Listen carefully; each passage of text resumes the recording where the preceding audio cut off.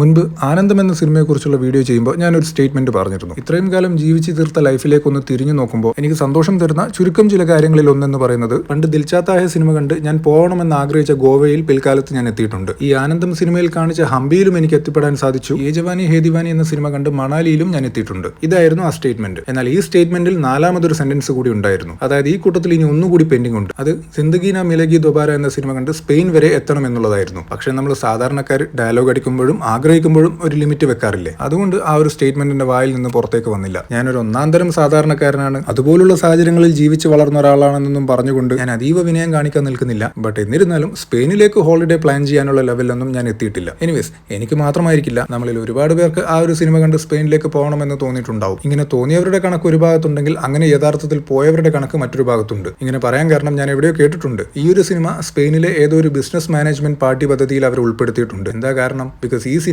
ഇറങ്ങിയതിനു ശേഷം അവരുടെ നാട്ടിലേക്കുള്ള ടൂറിസത്തിൽ വമ്പൻ കുതിപ്പാണ് ഉണ്ടായതെന്ന് ഇന്റർനെറ്റിൽ നിന്ന് കിട്ടിയ വിവരമാണ്. സത്യമാണോ എന്നറിയില്ല. എനിവേസ്, കയ്യിലുള്ള ഫോൺ വലിച്ചെറിഞ്ഞിട്ടൊന്നും അല്ലാതെ ഫ്രണ്ട്സുമൊത്ത് ഇതുപോലൊരു ഇന്റർനാഷണൽ ട്രിപ്പ് അടിക്കണമെന്ന് നമ്മളിൽ പലർക്കും തോന്നിയിട്ടുണ്ടാവും അല്ലെ? ഇതൊക്കെ എന്തെങ്കിലും നടക്കുമായിരിക്കും. അല്ല, അതിനിപ്പോ ഫ്രണ്ട്സ് എവിടെ? അതൊക്കെ കോളേജ് കഴിഞ്ഞ് യഥാർത്ഥ ജീവിതത്തിലേക്ക് ഇറങ്ങുന്നത് വരെയല്ലേ ഉള്ളൂ. പഠിത്തമൊക്കെ കഴിഞ്ഞ് ഒരുപാട് കഴിഞ്ഞിട്ടും ഇപ്പോഴും നിങ്ങൾ നിങ്ങളുടെ ഫ്രണ്ട്സിനാൽ ചുറ്റപ്പെട്ടിരിക്കുകയാണെങ്കിൽ then consider yourself as lucky, क्योंकि वो सबको नहीं मिलता है लक्ष्मण.